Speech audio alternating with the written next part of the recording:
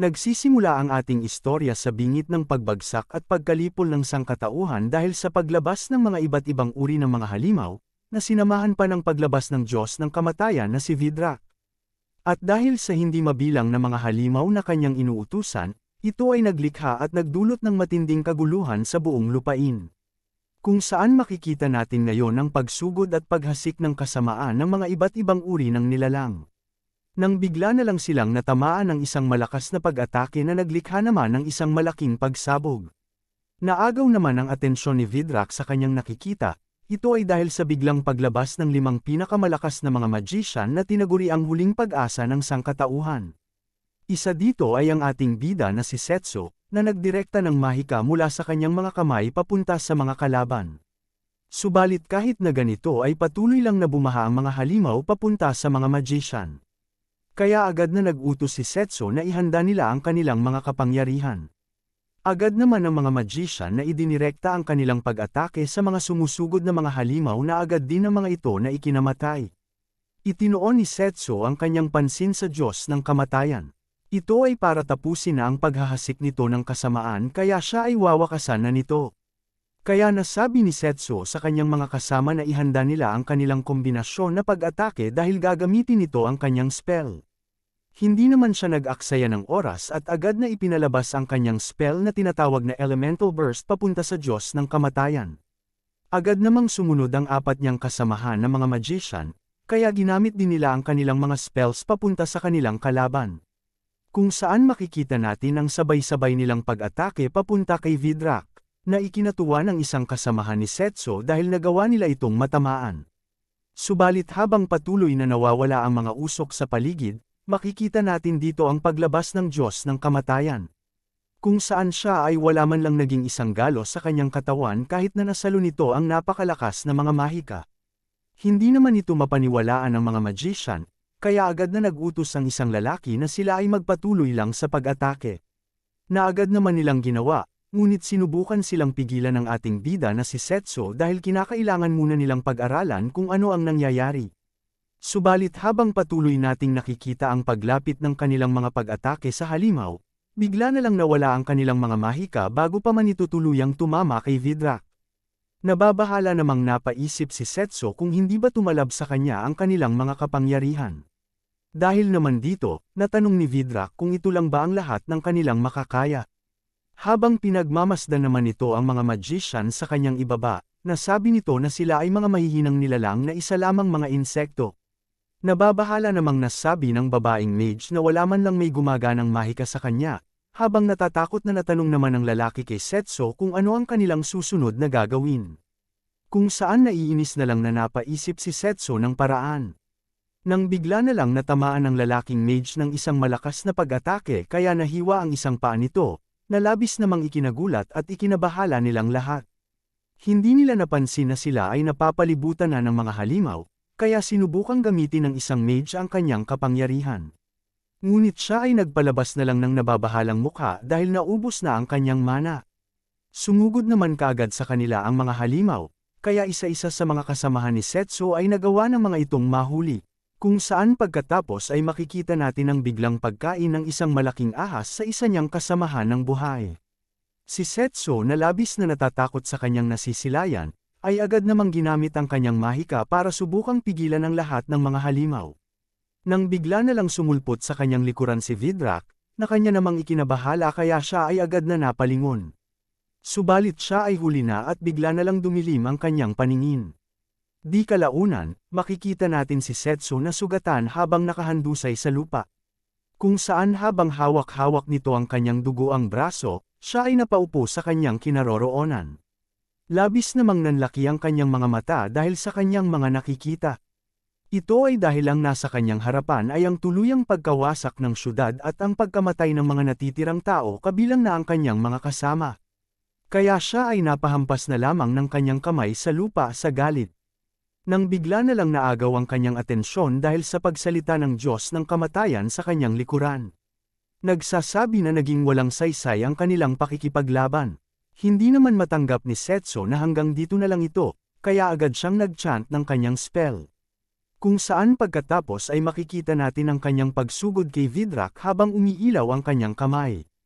Na agad naman niyang ginamit para suntukin ang nakatayong Diyos. Nagawa namang maharang ni Vidrak ang kanyang pag-atake, subalit makikita natin ang kulay asul na dugo na lumabas sa kanyang braso dahil sa natanggap nitong pag-atake galing kay Setsu. Ang tagpong ito ay hindi naman mapaniwalaan ng ating bida, dahil ang low-level na Mahika ay gumana sa Diyos ng kamatayan. Agad namang napatalon pabalik si Setsu. At habang tinitingnan niya ang kanyang kamay, naisip niya na ang kanyang kalaban ay matatalo niya gamit lamang nito subalit huli na ang lahat dahil sa kanyang kasalukuyang sitwasyon. Inagaw naman ni Vidrak ang kanyang atensyon, at habang ipinapalabas nito papunta kay Setsu ang kanyang malakas na pag-atake, nasabi nito na ito na ang kanyang magiging katapusan. Nang bigla na lang nagsimulang lumiwanag ang kwintas ni Setsu, na umagaw naman sa kanyang atensyon at naalala nito na ito ay regalo sa kanya ng kanilang headmaster. Kung saan bumalik sa kanyang alaala habang hawak-hawak nito ang kwintas, natanong nito ang headmaster kung ito ba ay ang Necklace of Rebirth. Na agad namang pinasang-ayunan ng matanda. Dagdag pa nito na ang kwintas ay mayroong hawak na kapangyarihan ng oras, at gamit nito ay mayroon siyang isang pagkakataon para maitama ang kanyang isang bagay na pinagsisisihan. Na agad namang sinagot ni Setsu na ito ay hindi mangyayari dahil wala pa siyang may pinagsisisihan sa kanyang buong buhay kaya wala siyang rason para ito ay kanyang gamitin. Napatawa naman ang headmaster sa kanyang sinabi at napasabi na ito ay inaasahan niyang sasabihin ng isang top graduate ng kanilang akademya. Agad naman itong nilapitan si Setsu at habang hawak nito ang kanyang balikat, nasabi nito na balang araw ay may paggagamitan din naman siya nito kaya ito ay kanyang kunin. Kung saan bumalik tayo sa kasalukuyan habang hawak-hawak ni Setsu ang patuloy na nagliliwanag na kwintas, naisip nito na ang kanyang pinagsisisihan ay ang hindi pagpili sa ganoong Mahika sa araw na iyon. Kasabay ng pagsabog ng kwintas, napasabi siya na sa susunod ay sisiguraduhin niyang matatalo na nito si Vidrak. At di kalaunan ay agad namang napuno ng liwanag ang paligid. Sa tulong ng Necklace of Revival ay nagawa ni Setsu na makabalik sa kasalukuyan, kung saan siya ngayon ay naroroon sa isang maliwanag na gusali habang napapalibutan ng mga estudyante. Habang tinatakpan naman nito ang kanyang mata sa liwanag, may bigla na lang humampas sa kanyang likuran at nagsabi na siya ay gumising dahil siya na ang susunod. Agad namang napalingon si Setsu at napansin nito ang kanyang kaibigan na si Leo.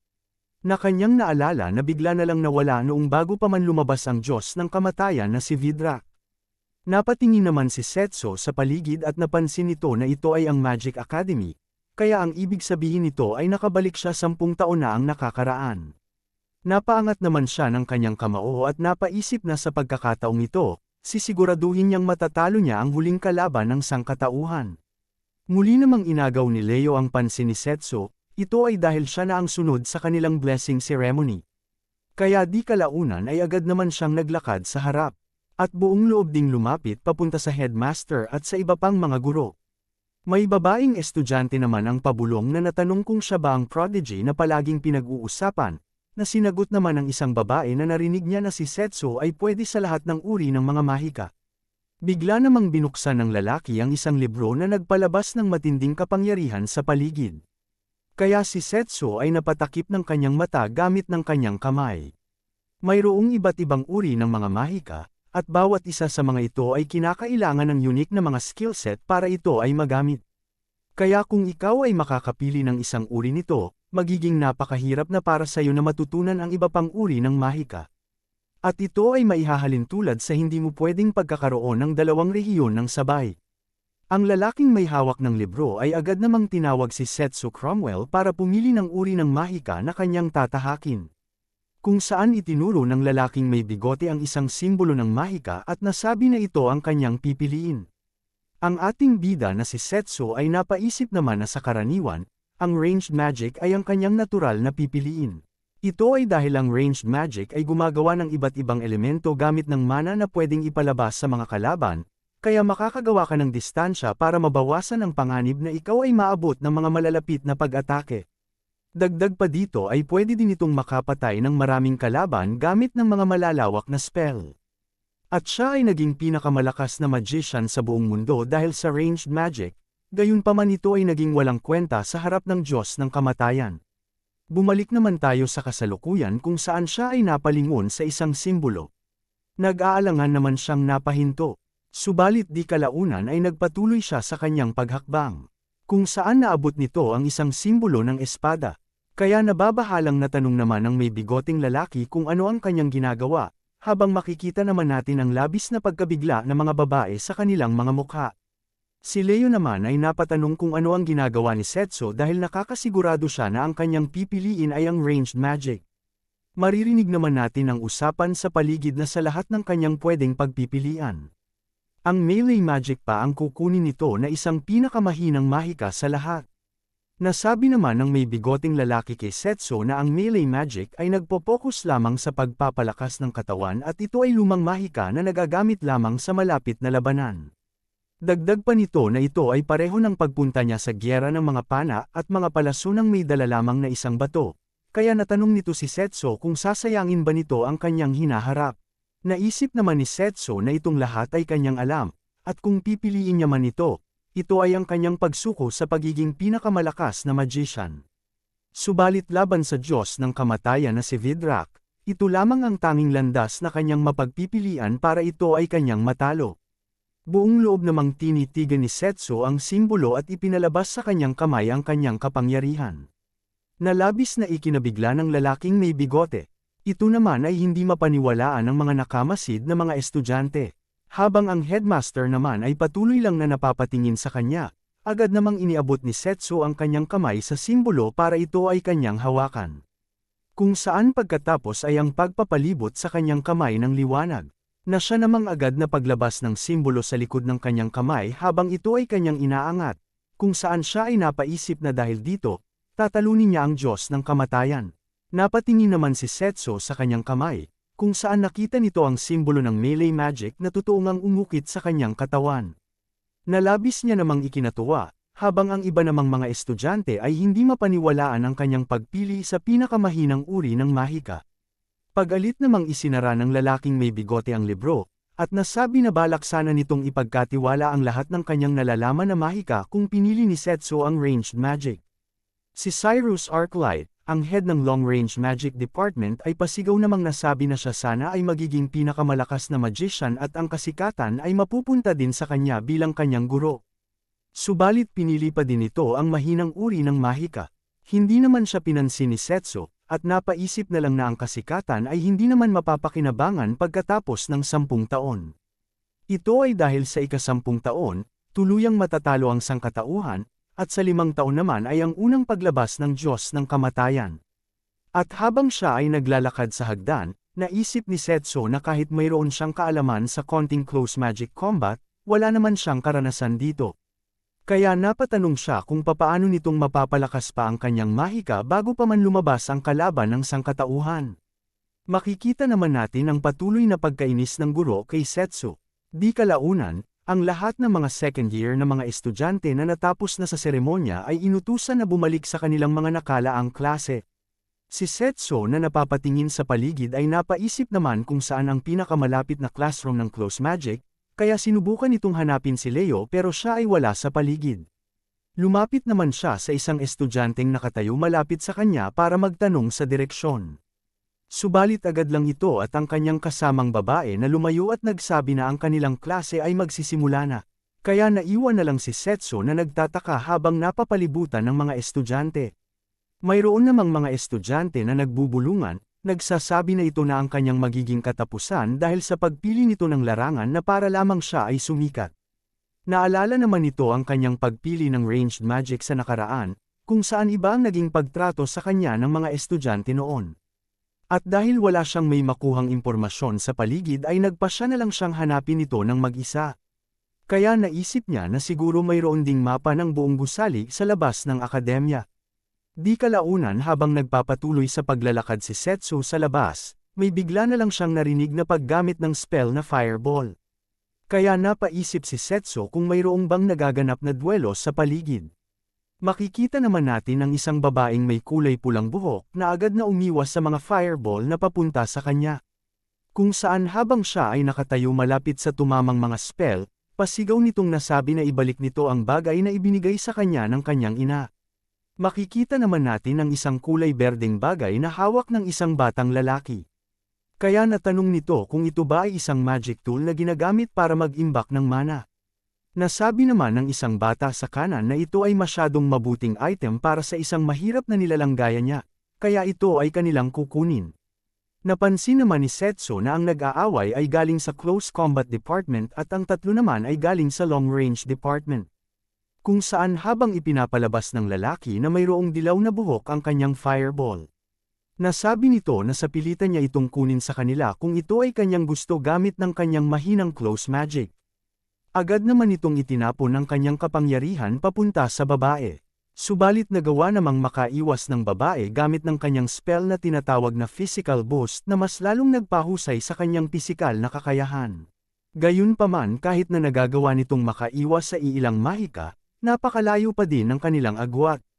Agad namang may ipinalabas na spell ang babae habang nagsasabi na ang kanyang ina ay nag-ipon ng pera ng ilang taon para lang mabili ang bagay na kanilang kinuha, kaya hindi niya ito hahayaan na mapapasa kanila. Ang spell naman nito ay bigla na lang naging isang kutsilyo na gawa sa mana.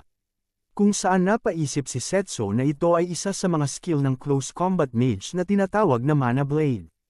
Habang ipinapalabas naman ng batang lalaki na may dilaw na buhok ang kanyang kapangyarihan, siya ay napasabi na lang sa babae na ito ay hindi naman mapapakinabangan. Ito ay dahil hindi din naman siya maaabot nito, kaya siya ay agad na muling nagpalabas ng spell papunta sa babae. Nagawa naman ng babae na maharang ang fireball gamit ng kanyang mana blade, subalit dahil sa lakas nito, siya ay napatalsik papunta sa lupa. Kaya napasabi ang batang lalaki na siya ay nakakaawa, dahil kahit paano ang kanyang gawin ay hindi nito maaabot silang mga long range na mga magician. Agad naman ito na muling itinapon ang kanyang mga fireball, kung saan habang ito ay papalapit sa babae, dagdag pa nito na sa buong buhay niya ay marahil siya ay magiging ganito na lamang.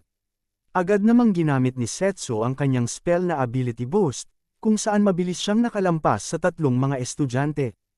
Habang papalapit naman ang mga fireball sa babae, bigla na lang siyang kinuha ni Setsu sa lupa para masagip sa mga pag-atake na ginawa ng batang lalaki. Ang tatlong mga estudyante naman ay labis na nabigla sa mabilis na pangyayari. Natanong naman ni Setsu sa babae kung alam ba nito kung nasaan ang silid ng Close Combat Magic Department, at dagdag pa nito na gusto niya na siya ay gabayan nito papunta dito. Na hindi naman mapaniwalaan ng babae kaya siya ay natigilan habang patuloy na hawak-hawak ni Setsu. Napatulo naman sa kanya ang batang lalaki na nasa kanan at natanong kung siya ba si Setsu Cromwell. Ngunit dahil sa napansin nilang simbolo na nasa kanyang kamay dahil sa pinili nitong melee magic, may masama ng ngiti sa kanyang mukha na nasabi ng lalaking may dilaw na buhok na ito ay mabuti. Ito ay dahil kung siya ay isang close combat na magician, magagawa nila itong mabugbog hanggat sa kanilang gusto. Agad namang lumapit si Setsu sa kanila at nasabi na tunay ngang mahina ang close combat na mahika. Subalit hindi pa man ito natatapos ang kanyang sinasabi, nasabi niya sa kanyang isipan na ito ay nakadepende sa paggamit nito at habang siya ay nanunood sa kanilang duelo ay may napansin siyang mga bagay na pwede niyang magawa. Inangat naman ni Setsu ang kanyang isang kamay at nasabi na ang kanyang piniling mahika ay hindi magpapasya ng kahihinatnan ng isang laban. Nag-aalala namang napasigaw ang babae na si Setsu ay huminto dahil ito ay kanilang mga senior kaya siya ay masasaktan ng mga ito. Agad naman ang batang lalaking magician na nagpakawala ng maraming fireball habang nagsasabi na ito ay huli na. Bigla namang napalibutan ang mga paa ni Setsu ng kulay asul na aura dahil naisip niya na ituon ang kanyang mana sa kanyang mga paa para ito ay kanyang mapalakas. Kung saan siya ay nakatakbo ng napakabilis, at nagawa din itong makatalo ng napakataas para agad na maiwasan ang lahat ng mga fireball na papunta sa kanya. Habang siya ay nagpapatuloy sa pagtakbo, naisip niya na sa ganitong bilis ay magagawa niyang makaiwas sa mga mahika. Kaya may ngiti sa mukha nitong nasabi na kung malaya siyang nakakagamit nito ay gusto niya pa ito na mas lalong subukan. Habang patuloy na tumatakbo, napatanong naman si Setsu sa kanyang kalaban kung ito lang ba ang kanyang tanging nagagawa. Kaya painis na napasigaw ang batang lalaki na siya ay manahimik. At naisip din ito kung ano ang mayroon sa galaw ni Setsu dahil hindi niya ito nagagawang matamaan. Pagalit naman itong nasabi na siya ay magsisimula ng magseryoso kaya inipon nito ang kanyang mana, kung saan agad siyang nagpalabas ng isang malakas na fireball. Si Setsu naman ay kaagad ding gumawa ng kanyang mana sword sa kanyang kamay, at agad na hiniwa ang spell na papunta sa kanya. Hindi naman ito mapaniwalaan ng tatlong mga estudyante, Kaya nagugulat na napatanong ang batang lalaki kung ito ba ay kanyang totoong nagawang mahiwa. Napatanong naman ang babae kung ito ba ay posible, na sinagot naman ni Setsu na sa laban ng mahika, ang mayroong mas malakas na kapangyarihan ay ang mananalo. Ang dahilan naman kung bakit naging pinakamalakas na magician si Setsu sa buong mundo kahit na hindi siya ang pinakamakapangyarihan, ay dahil sa kanyang pagkontrol ng mahika. Kanya namang naisip na ang spell na ito ay labis na mapapakinabangan kesa sa kanyang inaakala, at kung ito ay kanyang pagsasamahin sa bilis, ito ay magiging napakalakas na sandata. Napasabi naman ng batang lalaki na mayroong dilaw na buhok, na dahil napunta na sa ganito, siya ay magpapalabas ng isang malaking pag-atake. Kaya sinubukan siyang pigilan ng kanyang mga kasama. Subalit pag-alit niya lang ang mga ito na inutusan na manahimik. Agad naman siyang nag-cast ng kanyang spell. Subalit bago pa man niya ito tuluyang matapos ay bigla na lang nawala si Setsu sa kanyang kinatatayuan. Nanlaki naman ang mga mata ng batang lalaki, ito ay dahil bigla na lang sumulpot sa kanyang harapan si Setsu kaya siya ay napaisip na nagawa siya nitong maabot bago pa man ito matapos ang pag-cast ng kanyang spell. Makikita naman natin ang pag-ipon ng kulay asul na aura sa kamay ni Setsu, na kanyang tinawag na Mana Fist. Kung saan ito ay kanyang ginamit para agad na masuntok ng napakalakas ang batang lalaki sa kanyang katawan. Na agad namang ikinahimatay ng batang lalaki. Ang mga tagpong ito ay hindi naman mapaniwalaan ng kanyang mga kasamahan kaya labis nila itong ikinagulat. At ganoon din ang naging reaksyon ng babae.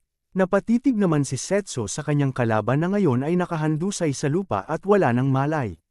Dahil sa kanyang pagkapanalo, iniangat nito ang kanyang kamao at naisip na ang close combat magic ay tunay ngang kapaki-pakinabang kung ikaw ay makakalapit sa iyong kalaban.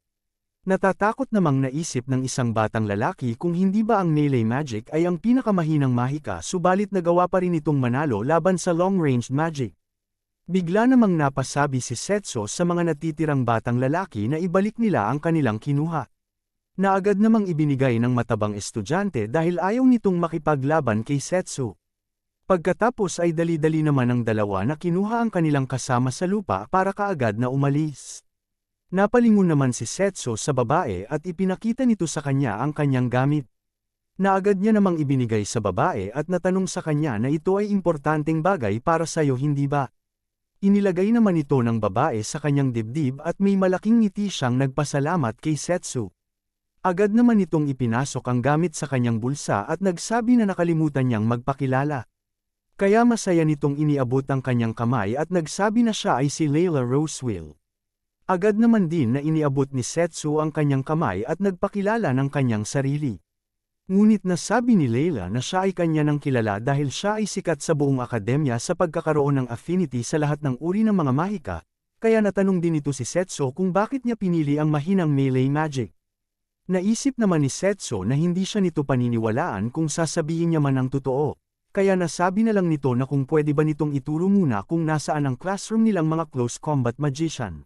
Nagugulat namang nasabi ng babae na ang oryentasyon ng mga bagong estudyante ay marahil nagsisimula na ngayon, kaya nasabi ni Setsu na sila ay magmadali. Di kalaunan, makikita natin silang dalawa na sabay tumatakbo sa isang daan. Kung saan dahil sa nakikita ni Setsu sa paligid, siya ay napaisip na ito ay parang hindi makatarungan dahil ang lugar na ito ay mukhang hindi na parte ng akademya.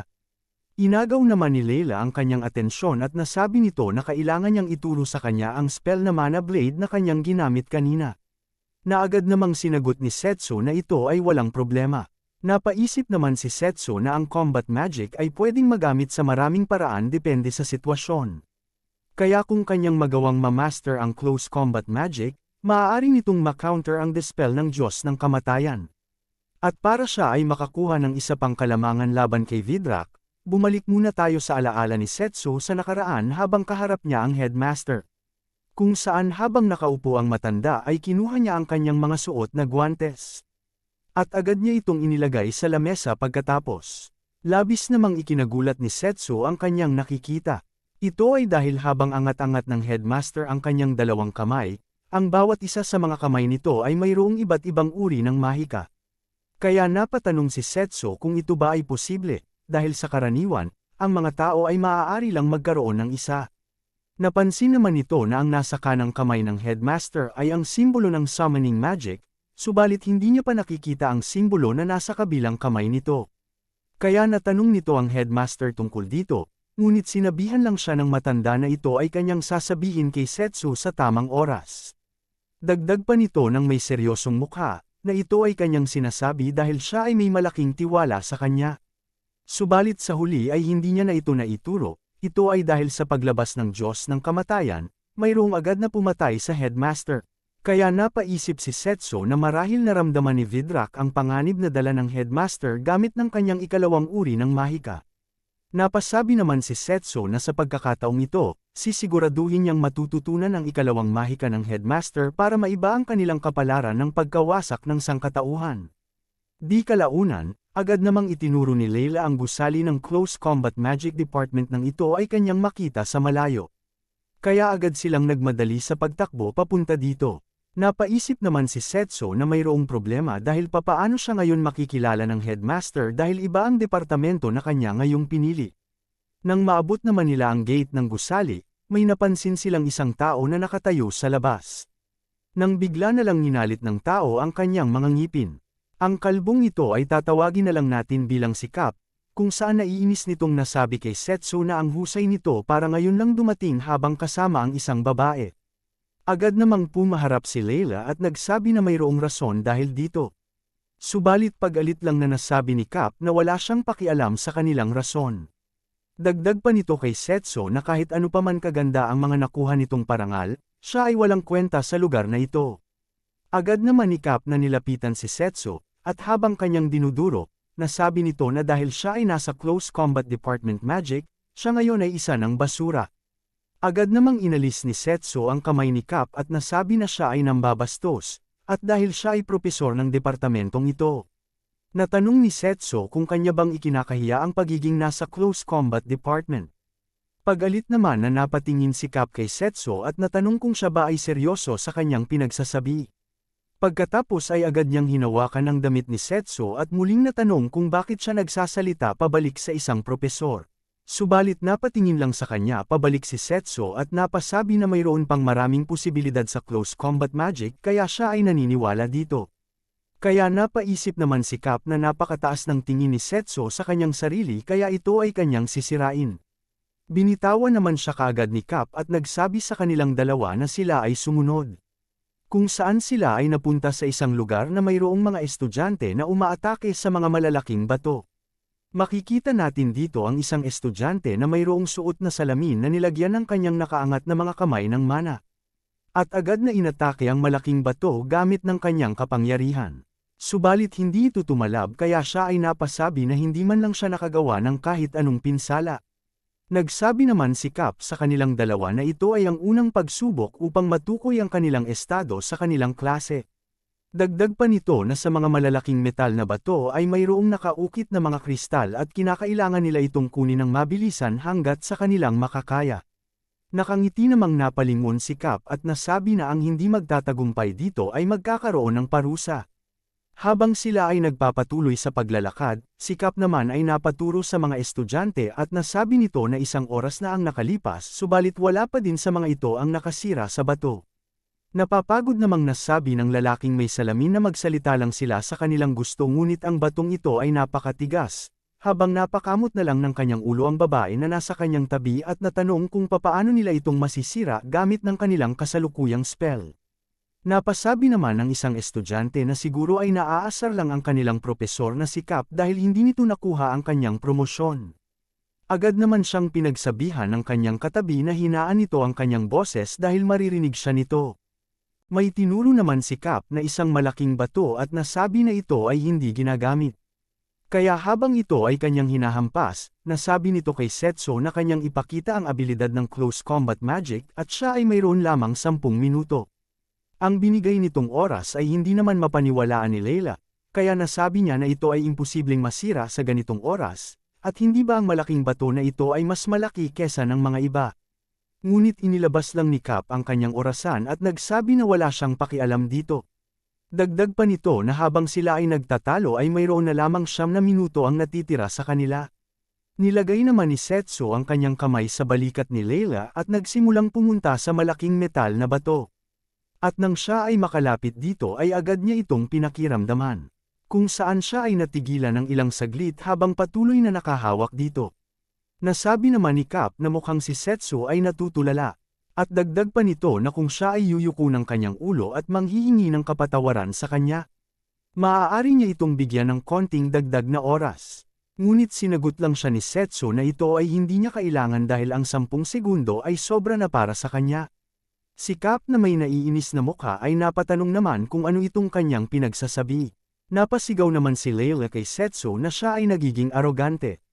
Habang humingisik, napaisip naman si Cap na sila ay mga tanga dahil ang malaking metal na bato ay hindi lang malaki kundi mayroon din itong mataas na densidad, at kahit na siya ay magagawa niya lang itong masira sa loob ng 30 minuto. Napatanong naman si Cap kung naiintindihan ba ni Setsu na siya ay may isang pagkakataon lamang. Naagad namang pinasangayunan ni Setsu at iniangat ang kanyang kamay kung saan ito ay kaagad na nag-ipon ng mana. Naisip din ni Setsu na para siya ay mapansin ng headmaster. Kahit papaano ay kinakailangan niyang maging nangungunang estudyante sa departamento ng Close Combat Magic. Di kalaunan ay agad namang lumabas sa kamay ni Setsu ang kanyang spell na Mana Blade. Kung saan agad siyang sumugod at habang angat-angat niya itong kanyang sandata, nasabi nito na hindi niya hahayaan ang mga maliliit na bagay na humadlang sa kanyang layunin. Makikita naman natin ang bahagyang pagtusok ng Mana Blade na ipinalabas ni Setsu papunta sa malaking bato. Ngunit wala itong naging epekto.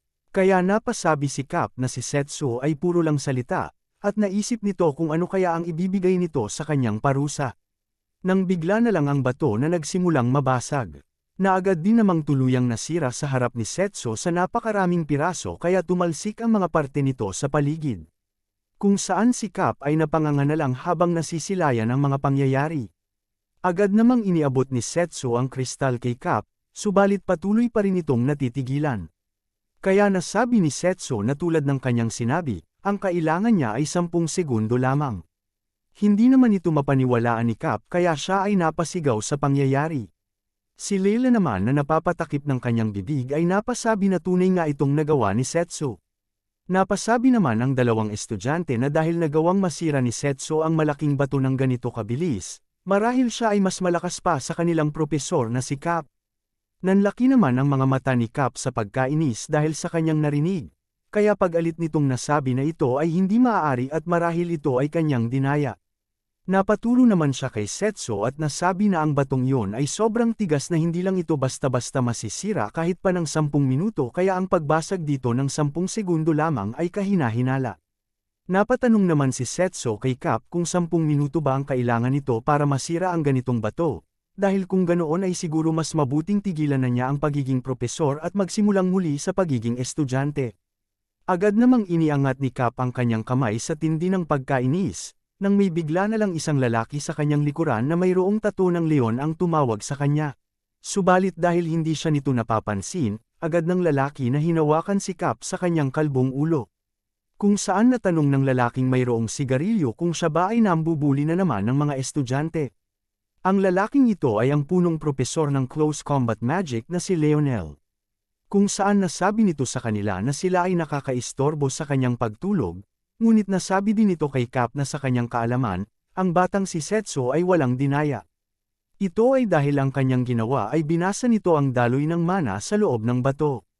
At kaagad nitong pinuntirya ang pinakamahinang parte ng kanyang target pagkatapos. Kaya habang nagpapalabas ng nakakatakot na mukha si Leonel, natanong nito si Kalbo kung sinusubukan ba nitong kumilos bilang propesor nang hindi ito nalalaman. Kaya napuno naman ng takot si Cap dahil dito. Agad namang inagaw ni Leonel ang atensyon ng lahat ng mga tao sa paligid. At nasabi nito na narinig niya na ang kanilang propesor na si Cap ay ipapakita ngayon ang paggamit ng spell na tinatawag na Mana Guard. Nalabis namang ikinabahala at ikinatakot ni Cap. Di kalaunan habang napapalibutan ang buong katawan ni Leonel ng kulay asul na aura at naghahanda sa pag-atake, nasabi nito na kung regular siyang nag-eensayo, hindi siya mamamatay sa bagay na ganito.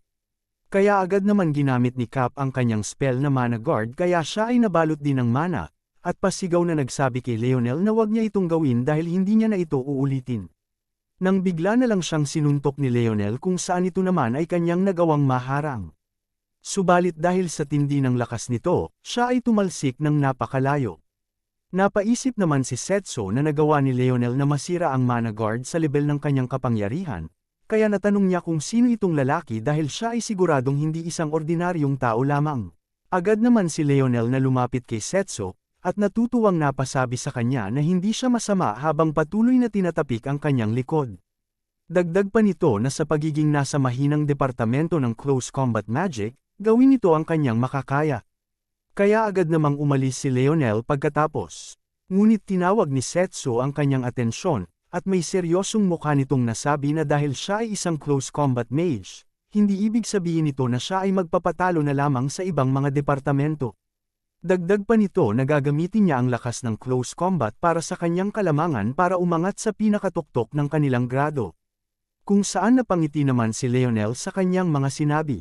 Agad naman siyang napaturo kay Setso at nasabi nito na ito ay ang tamang pananaw at kung gusto nitong matuto ng mga mahika, siya ay magsabi dahil siya ay kanyang tuturuan.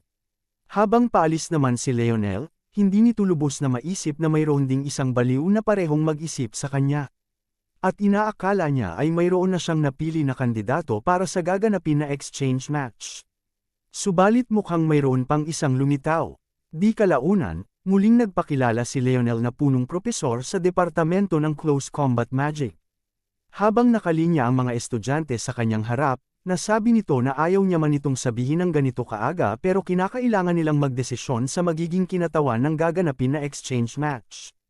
Ang exchange match, ito ay isang major event kung saan ang 8 departamento ay makikipagkumpitensya para sa karangalan. May isang kinatawan ang pipiliin sa bawat departamento. At ang mananalo ay maaaring matukoy sa pamamagitan ng format ng torneo. Bago pa ng pagbabalik ni Setso sa nakaraan, siya ay nanalo bilang kinatawan ng Departamento ng Long Range Combat kaya siya ay nakakuha ng pagkilala mula sa headmaster dahil dito. At dahil sa oportunidad na ito, napaisip si Setso na hindi niya pwedeng palagpasin itong posisyon. Napalagay naman siya ng kanyang kamay sa kanyang bulsa at napansin nito na mayroong mga piraso ng mga bato sa kanilang kinatatayuan. Bigla naman siyang tinawag ni Leonel at nasabi na hindi lang siya ang tanging nakapasa sa pagsubok, ito ay dahil bago sila dumating ay mayroon na ding nakakuha ng kristal. Bukod pa doon, ito ay kanyang ginawa gamit lamang ng kanyang mga kamao. Kaya napaisip si Setso na marahil ang mga piraso ng bato sa kanilang mga paa ay ang kagagawa ng lalaki. Kaya siya ay napatingin sa distansya, kung saan napansin nito ang isang lalaking nakaupo sa sulok na nababalot ng malakas na aura. Ito ay si Drago Oak Red, na agad namang tinawag ni Leonel para pumunta sa kanila. Kaya agad din siyang lumapit papunta kay Setso at nasabi na siya ay ang sikat na estudyante na pinag-uusapan. Naiinis naman itong natanong kung bakit pinili ni Setso ang ganitong departamento kahit na pwede siya sa lahat ng uri ng mga mahika, na sinagot naman ni Setso na dahil mayroong mga bagay na kanyang magagawa gamit lamang ng close combat magic. Subalit biglang natuon ang pansin ni Setso dahil sa pagsigaw ni Drago na siya ay manahimik, at dahil natanong nito kung papaano naman ang kanyang mahinang katawan. Agad namang ipinalabas ni Drago ang kanyang kapangyarihan at nasabi na sa ilang henerasyon, nang ibabaw ang kanilang pamilya gamit ng melee magic. At dagdag pa nito na ginugol niya ang kanyang 17 taon sa pagsasanay ng kanyang katawan para sa layuning ito. Nang bigla na lang si Drago na nagpalabas ng napakabilis na pagsuntok sa tabi ng ulo ni Setso. Subalit wala man lang siyang naging reaksyon dito. Habang ang pagsuntok naman na ginawa ni Drago ay nagpalabas ng malakas na hangin na ikinagulat naman ng mga estudyanteng nakatayo sa malapit. Si Drago na patuloy na nakatayo sa parehong posisyon sa pagpapalabas nito ng kanyang pagsuntok ay napasabi kay Setso na siya ay kanyang kalabanin. Dahil hindi nito hahayaan na ang isang estudyante na naging combat mage para lang sa kasiyahan ay maging kinatawan ng kanilang departamento. Naisip naman ni Setso na narinig na nito ang pangalan ni Drago sa exchange match noon, na siyang tanging kilala lang ng mga tao sa departamento ng close combat magic. May masayang ngiti naman na tinanggap ni Setso ang kanyang hiling na duelo. Kaya agad na lumapit sa kanila si Leonel at hinawakan ang kanilang mga balikat habang napapasabi na ito ay mabuti dahil sila ay nagkaunawaan, at ang kanilang laban ay magaganap pagkatapos ng 1 linggo. Agad namang umalis si Drago at nagsabi na huwag niyang pag-isipang tumakas, at kung siya ay isang close combat na magician, siya ay lalaban hanggang kamatayan. Ang mga nagtatakang estudyante naman ay napatanong kung sino kaya ang mananalo sa laban, Kaya napasabi ang isang babae na kahit pagaano pa man katalentado si Setsu ay hindi nito matatalo si Drago. Kaya may pag-aalala na napatingin si Layla kay Setsu at natanong nito sa kanya kung maaari ba siyang manalo. Naagad namang sinagot ni Setsu na hindi, na labis namang ikinagulat ni Layla. Ipinaliwanag naman ni Setsu na ito ay dahil sa sinanay na katawan ni Drago, hindi siya makakapagkumpetensya sa kanya gamit ng kanyang kasalukuyang sarili. Subalit nasabi ni Setsu habang siya ay paalis, na mayroon siyang sikretong plano. Kaya agad naman siyang sinundan ni Layla at natanong kung saan siya pupunta. Kung saan di kalaunan, sila ay napunta sa isang daan sa gitna ng kagubatan malapit sa akademya. Nang bigla na lang napanganga si Layla sa kanyang nakikita. Ito ay dahil sa kanilang harapan ni Setsu ay isang dambuhalang puno. Kaya nagtaka naman si Layla kung nasaan sila ngayon. Agad namang lumapit si Setsu sa dambuhalang puno at agad itong hinawakan, at nasabi kay Layla na ito ay isang sekretong training spot na siya lang ang tanging nakakaalam. Si Setsu na napapalibutan ngayon ng kulay berdeng aura ay napasabi naman na sa lugar na ito, siya ay mas lalakas ng 3 beses.